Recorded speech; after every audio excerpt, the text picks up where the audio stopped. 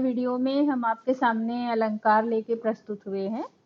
अलंकार आपके 9वीं कक्षा के पाठ्यक्रम में है, तो अलंकार के बारे में पहले जान लेते हैं कि अलंकार है क्या। बच्चे, जैसा कि आप बोर्ड पे देख रहे हो, लिखा है अलम धन कार। अलम धन कार यानी अलंकार। तो अलम मतलब होता है आभूषण और कार मतलब सजाने वाला।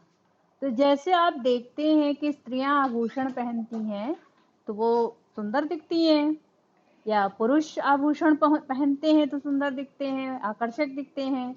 उसी तरह काव्य में जब वर्णों के का आभूषण पहना दिया जाता है या शब्दों का आभूषण पहना दिया जाता है तो वहां पर अलंकार होता है। अलंकार यानी किसी भी चीज को सजा देना। अब काव्य में कैसे सजेगा? काव्य में आपको देखना पड़ेगा कि कैसे उसके शब्दों की कैसे सजावट हुई है। तो इसके लिए बच्चों पहले अलंकार के का जो हम पारिभाषिक शब्दावली है, उसका परिभाषा है, उसके बारे में हम जानते हैं। अलंकार का तात्पर्य क्या है कि काव्य के सौंदर्य को बढ़ाना। तो जो काव्य के सौंदर्य को बढ़ाने वाले जो भी तत्व हैं वो अलंकार कहलाते हैं।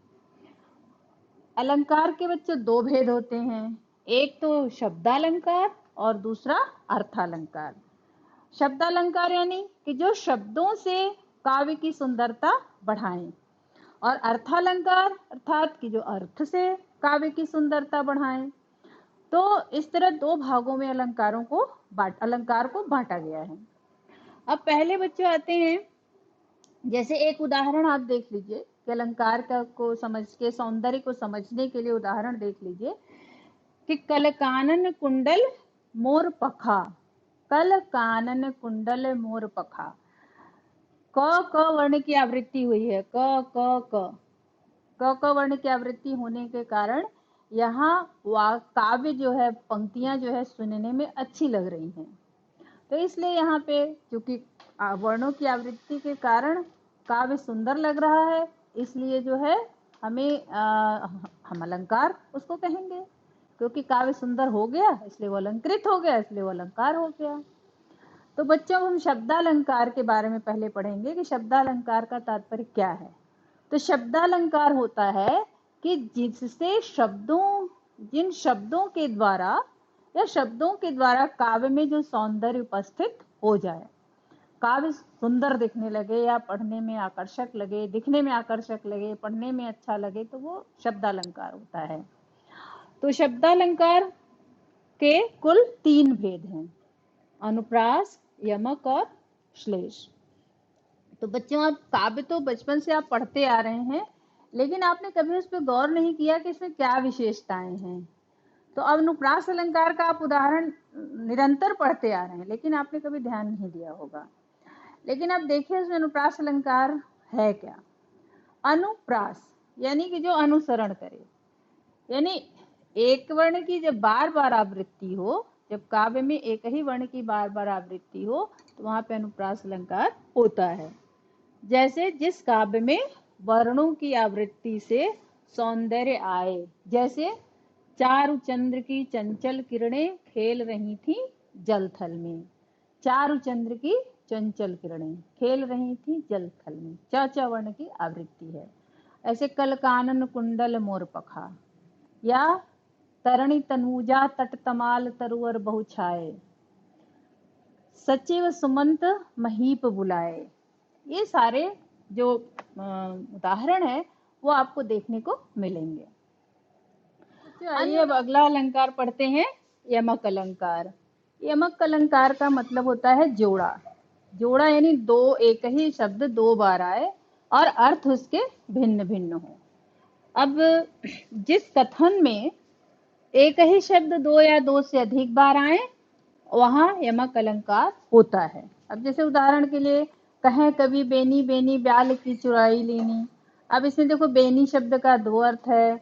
एक बेनी का अर्थ है कवि और दूसरे बेनी का अर्थ है नायिका की चोटी। मतलब नायिका की चोटी बिल्कुल सर्पिणी की तरह दिख रही है, तो कवि ने नायिका की चोटी को ऐसा बताया कि जैसे वो सर्पिणी है। दूसरा इसमें यमक अलंकार का और उदाहरण आप देख सकते हैं कि 3 बेर खाती थी वे अब 3 बेर खाती हैं। मतलब पहले वो 3 बार खाती थी और अब इतनी उनकी स्थिति या दशा खराब है कि वो 3 बेर खा के गुजारा करती हैं। और काली घटा का घमंड घटा, देखो इसमें उदाहरण दिया है काली घटा का घमंड घटा। यानी काली घटा जो है, जब वर्षा ऋतु आई तो जो काली घटा, घटा यानी बादल, एक घटा का मतलब है बादल और दूसरे घटा का अर्थ है कम होना। तो काली घटा का घमंड घटा यानी काली घटा के बादल, जो काले बादल छाए थे उनका घमंड वर्षा ऋतु आने से खत्म हो गया। फिर और कनक कनकते सौगनी मादकता अधिकाय, वा खाए बोराय नर वा पाए बोराय। कनक कनक के दो अर्थ हैं, एक कनक का अर्थ है सोना और दूसरे कनक का अर्थ है धतूरा। मतलब दोनों के पाने, एक के पाने मतलब सोना के पाने से और धतूरे के खाने से व्यक्ति का क्या होता है, बोरा जाता है, मादक हो जाता है, मादकता छा जाती है। तो ये है यमक अलंकार का उदाहरण। बच्चों अब आगे आते हैं श्लेष अलंकार। श्लेष अलंकार मतलब होता है, श्लेष मतलब चिपकना। तो जैसे आप किसी एक चीज में कई चीज चिपक जाएं, तो उसी तरह इसमें क्या होता है, एक शब्द में कई अर्थ चिपके रहते हैं। एक ही शब्द के कई अर्थ होते हैं। यमक में एक शब्द 2 बार आता है, लेकिन श्लेष में एक ही बार आएगा, लेकिन वो कई अर्थों का बोध कराएगा। अब जैसे उदाहरण है कि सुबरण सुबरण को ढूंढत फिरत कवि व्यभिचारी चोर। अब देखो सुबरण का यहाँ 3 अर्थ है। एक सुवर्ण हो गया स्वर्ण यानी सोना, एक सुवर्ण हो गया सुवर्ण यानी अच्छे वर्ण, और एक सुवर्ण यानी स्त्री के लिए प्रयुक्त हुआ है। अब जैसे सुवर्ण यानी अच्छे वर्ण कौन खोजेगा, कवि। जो कवि है वो अच्छे वर्ण खोजेगा, रचना लिखने के लिए उसे अच्छे अच्छे शब्दों की आवश्यकता होगी तो अच्छे वर्ण खोजेगा। चोर क्या खोजेगा, सोना खोजेगा, और व्यभिचारी क्या खोजेगा, स्त्री खोजेगा। तो इस तरह ये शब्द है, मतलब एक ही शब्द के कई अर्थ निकले। अन्य जैसे श्लेष अलंकार के उदाहरण में बच्चों आप लिख सकते हो कि जैसे रहीमन पानी राखिए बिन पानी सब सून, पानी गए न उबरे मोती मानुष चून। देखो दिया है रहीमन पानी राखिए बिन पानी सब सून, पानी गए न उबरे मोती मानुष चून। अब पानी का यहाँ 3 अर्थ है। एक तो पानी का अर्थ है चमक, दूसरा है इज्जत, और तीसरा पानी जल। अब कह रहे हैं रहीमदास जी कह रहे हैं कि मनुष्य को अपना पानी रखना चाहिए, यानी अपनी इज्जत या अपने चरित्र को बचा के रखना चाहिए। क्यों? क्योंकि इसके बिना सब कुछ सूना है। यदि पानी नहीं है तो भी सब सूना है, मनुष्य के जीवन में चरित्र नहीं है तो भी सब सूना है।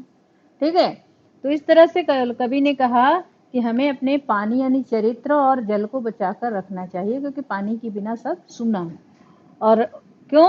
क्योंकि इनके बिना न मोती बन सकती है, न मनुष्य मानुष यानी चरित्र के बिना मनुष्य बेकार है, जल के बिना मोती बेकार है, और जो मोती की चमक, पानी यानी चमक, तो चमक के बिना मोती बेकार है, और चून यानी पानी के बिना मैदा या आटा या चूना भी बेकार है, क्योंकि पानी के बिना इन सबों का कोई महत्व नहीं है। अन्य उदाहरण में जैसे आप लिख सकते हैं कि चिर जीवों जोरी जुरे क्यों न स्नेह गंभीर, को घटिए वृषभानुजा वे हलधर के वीर। वृषभानुजा यानी यहाँ 2 अर्थ है। वृषभानुजा का एक वृषभानुजा यानी कि जो बलराम वृषभाजा यानी वृषभानु यानी वृषभानु नाम है, राधा का नाम है। तो वृषभानु वृषभाजा और राधा यानी वृषभ की अनुजा यानी अर्थात बैल की बहन।